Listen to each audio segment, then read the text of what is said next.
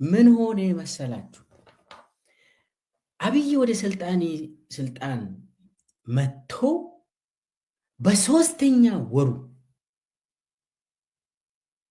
ክረምት ውስጥ አብይ ሚያዝያ አካባቢ ነው ስልጣን የኢትዮጵያ ጠቅላይ ሚኒስቴር የሆነ። ሐምሌ ውስጥ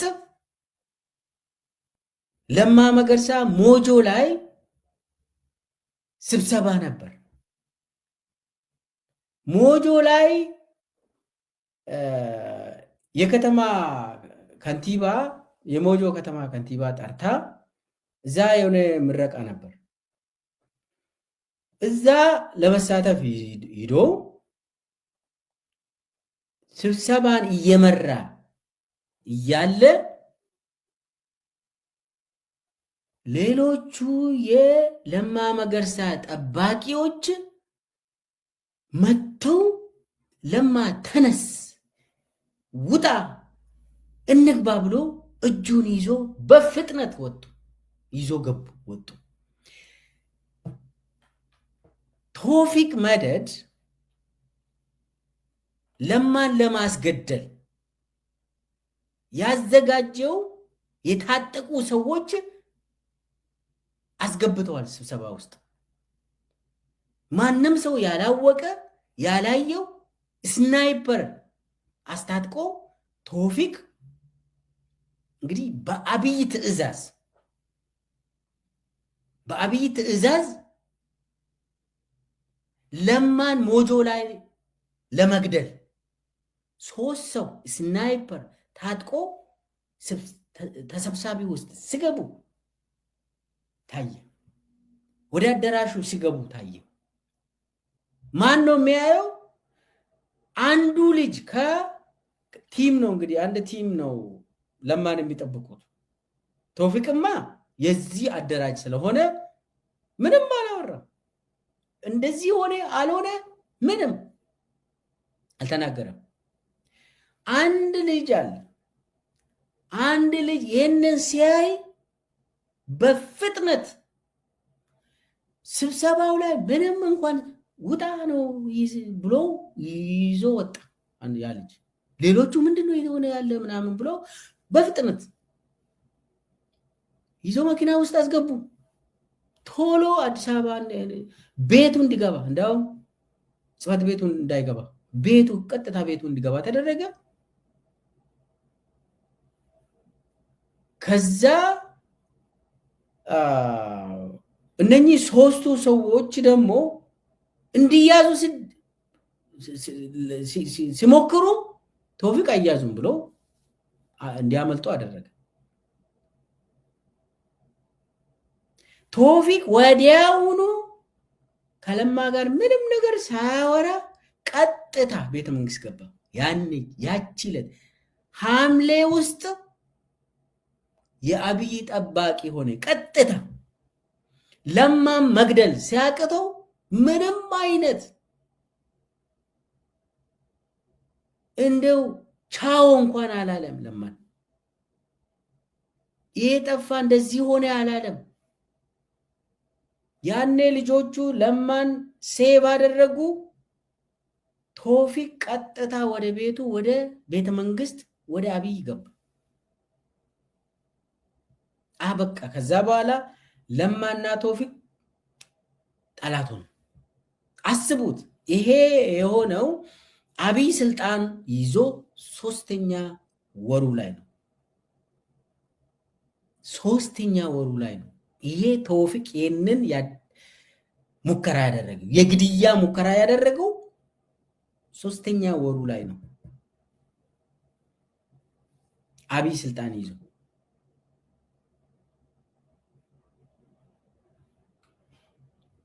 ተመልከቱ። እንግዲህ ያ ልጅ ይህንን አይቶ ለማን ነፍሱን ያዳነ ልጅ ዛሬ ከነትጥቁ የኦሮሞ ነፃነት ሰራዊት ውስጥ ገብተዋል። እኔ አውቀዋለሁ። የአምቦ ልጅ ነው። ልጁ በደንብ አውቀዋለሁ። ልጁን አውቀዋለሁ። ለማ ከሀገር ሲወጣ እሱ ደግሞ ቀጥታ የኦኤልኤ ሰራዊት ተቀላቀለ።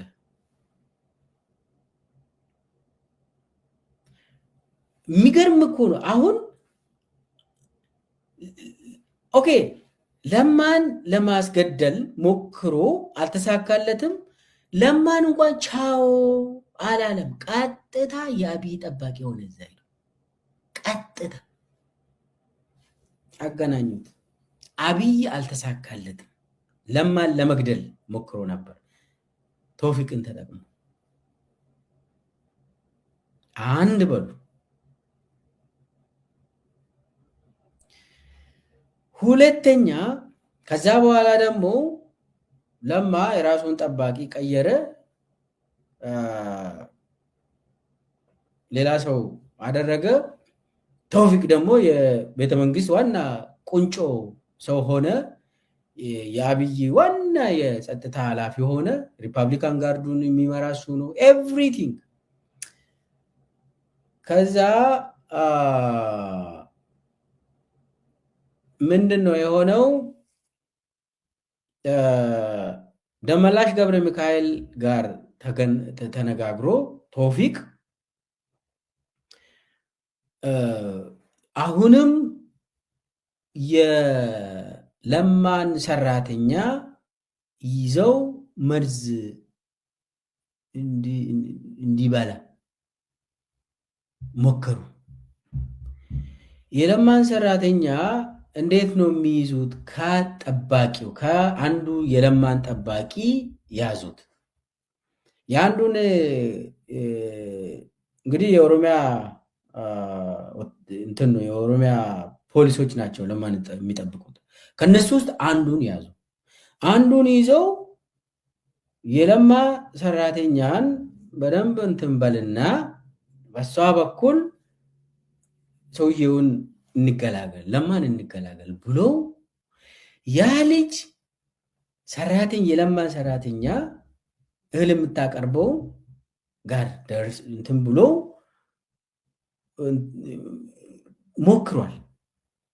ሞክሮ ያ ሰራተኛ ግን ምንድነው ያደረገች?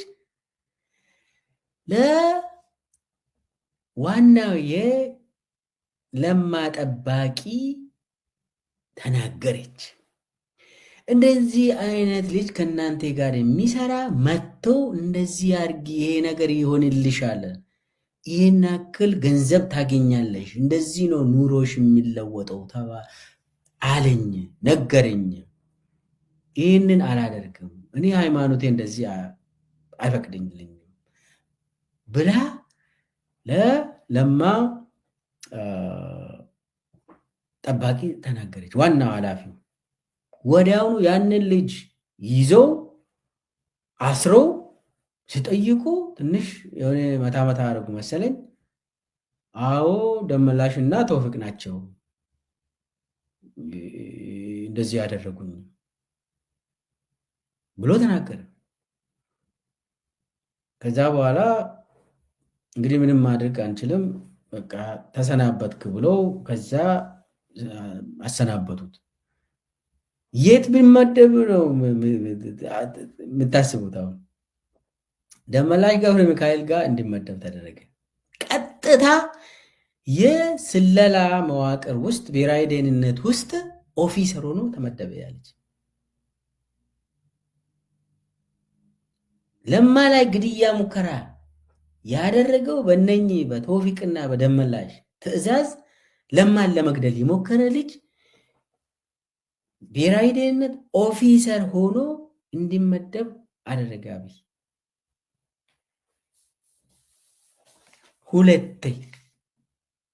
ሁለቴ ለማን ለመግደል ሙከራ ተደረገ። የሁሉ አሁን ልክ ለማ እንዳለው ለማን የሚጠብቅ ህዝብ ነው እንጂ ጠባቂዎቹ አይደለም።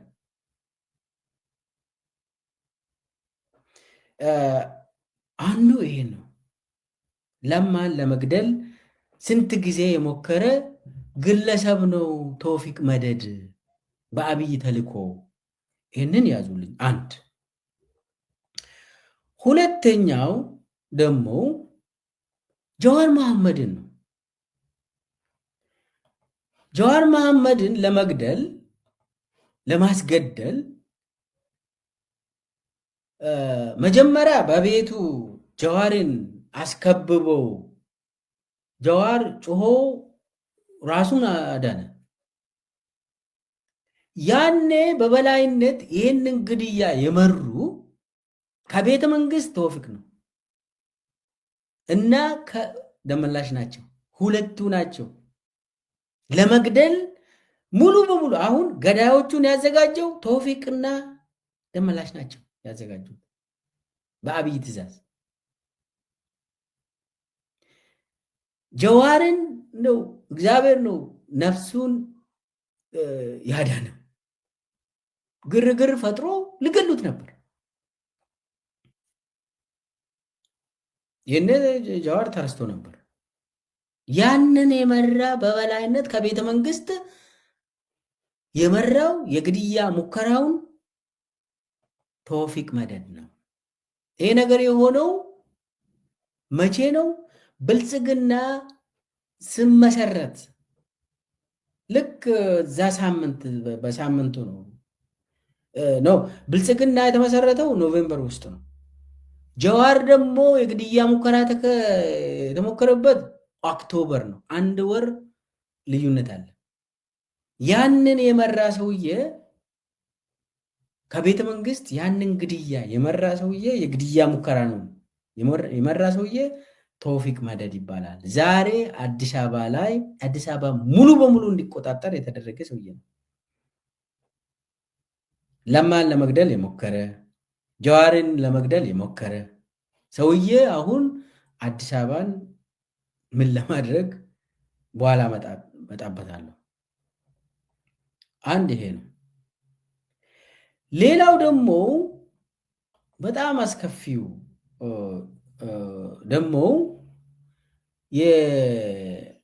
የሃጫሉ ሁንዴሳ ግድያን ተከትሎ የሃጫሉ ሁንዴሳ ግድያን በተመለከተ እሱ ውስጥ አልገባም። እሱ ትልቅ ነው። እሱ በጣም ሰፊ ነው። ግን ኦልሞስት ጨርሻለሁ መሰብሰብ ያለብኝን መረጃዎች። እኔም ማላውቀው ብዙ ነገር ስለነበር ያንን እያደራጀው ነው። ግን እሱን ዛሬ አላወራም። የሃጫሉ ግድያን ተከትለው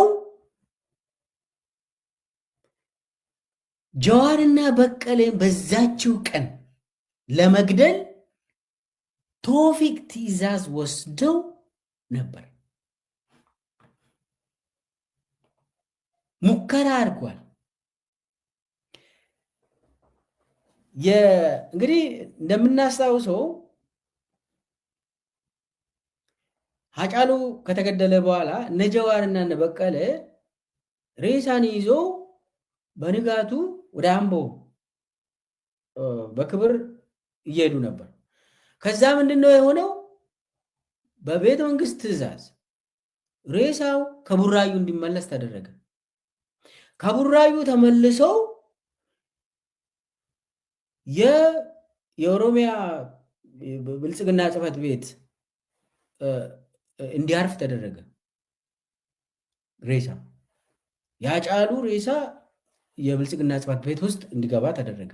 የኦሮሚያ የኦዲፒ ቀድሞ ኦዲፒ ከሬሳው ጋር አጅቦ የነበሩት በቀለ ገርባና ጀዋር መሐመድ ናቸው። በበላይነት አብሮ ሲሄዱ የነበሩ በክብር እንግዲህ ሃጫሉ ቀላል ሰው አይደለም። የተከበረ ሰው ነው። አገሩን የሚወድ ሰው ነው ሃጫሉ። ሬሳው ላይ የተጫወቱት የክብር ሽኝት እንኳን አላገኘም።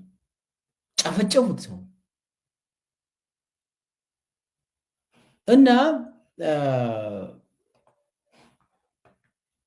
ሬሳ ወደ አዲስ አበባ ተመልሶ ስቴዲየም ያለው የብልጽግና ጽሕፈት ቤት የኦሮሚያ ብልጽግና ጽሕፈት ቤት ውስጥ አስገቡ። ከዛ በኋላ የታሰበው ምንድን ነው?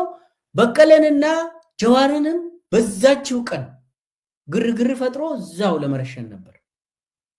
ማን ነው ያንን ተልእኮ ወስዶ ስኳድ ይዞ የድርጅት ጽሕፈት ቤት አብሮ ከሬሳው ጋር የገባ? ማን ነው? ተውፊቅ ነው። ተውፊቅ መደድ ሪፐብሊካን ጋርድ ውስጥ የነበሩ ስኳዶችን ይዞ የድርጅት ጽሕፈት ቤት ውስጥ ገብቶ ጀዋርንና በቀለን ለመረሸን ሙከራ ተደረገ። ምንድነው የሆነው? የኦሮሚያ ፖሊሶች ነበሩ እዛ። የኦሮሚያ ፖሊሶች ሙሉ በሙሉ ጀዋርና በቀለን ነው የተከላከሉት። አይነኩም አሉ የኦሮሚያ ፖሊሶች። የኦሮሚያ ፖሊስ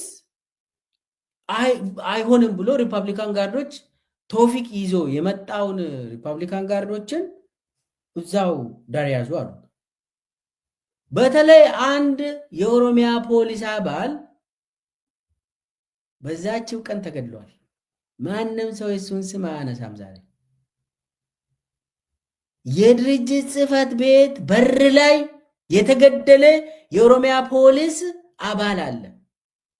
ተገለው የበቀለ ገርባን እና የጀዋርን ነፍስ ያዳነ የኦሮሚያ ፖሊስ አባል አለ።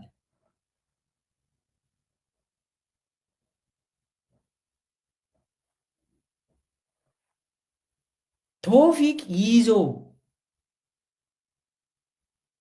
የመጣ ስኳድ የግድያ ስኳድ ከላይ በአብይ ተልኮ ይዞ የመጡት እዛው ጀዋርንና በቀለን እዛው ጨርሳችሁ አንድ ላይ እንገላገል፣ አንዴ አጫሉም እንትን አድርገናል፣ እዛ በኋላ ደግሞ አንድ ላይ እናድርግ፣ ሙሉ በሙሉ አንዴ እንጨርስና ከዛ በኋላ ይስተካከላል ብሎ አብይ ስኳዶችን ይላክ። ስኳዱን የሚመራ ደግሞ ተውፊቅ። የኦሮሚያ ፖሊሶች ባይኖሩ የኦሮሚያ ፖሊሶች ጀዋርና በቀለን ኖ አይገደሉም ባይሉ ኑሮ ይሄኔ በቀለም ጀዋርም በህይወት የለም። ነገር ግን አንድ ፖሊስ አይደረግም ሙቼ ይገኛለሁ ብሎ እዛው መቱት። አንድ ፖሊስ ገደሉት። ከዛ በኋላ ምንድነው ያሉት? የጀዋር ጠባቂዎችን ትጥቅ ፍታ አልፈታ ምናምን ነገር ውስጥ ገባ ምናምን ተባለ። የጀዋር ጠባቂዎች ወዲያውኑ ነው ትጥቅ የፈቱት። ወዲያውኑ ትጥቅ ፈቱ፣ አስረከቡ፣ እጅ ሰጡ። ከዛ በኋላ ነው የኦሮሚያ ፖሊስ የተገደለ። ምን አባ ነው እነኚህ ሰዎችን የምትከላከለው ተብሎ እዛ በስህተት ነው ያ ፖሊስ የሞተ ተባለ። በስህተት ነው አለው ይረሽኑት። ማን ነው ይህንን ያደረገው? በአብይ ትዕዛዝ ተውፊቅ።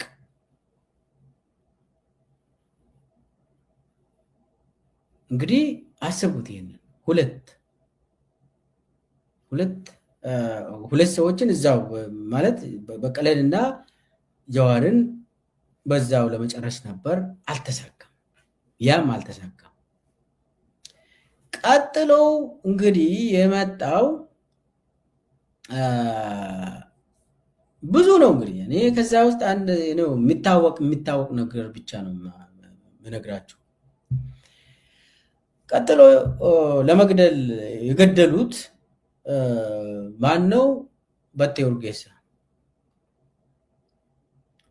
በቴ ኡርጌሳ ግድያው መቂ ላይ ነው የተካሄደው። መቂ ምስራቅ ሸዋ ውስጥ ነው። ገዳዮቹ በተውፊቅ የተላኩ ስኳዶች ናቸው የገደሉት። የተሳተፉት ነገሩን ሙሉ ያቀናጁት ደግሞ የምስራቅ ሸዋ ኃላፊ አስተዳደር እና የምስራቅ ሸዋ ፖሊስ ኮማንደር ነው።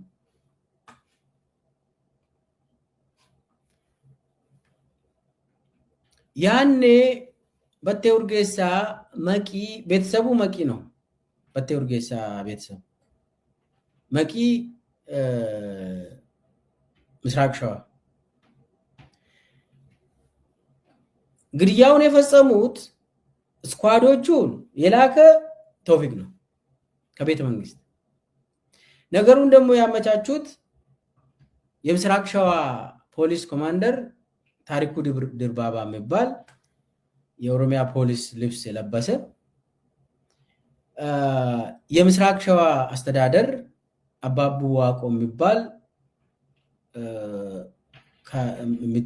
እሱም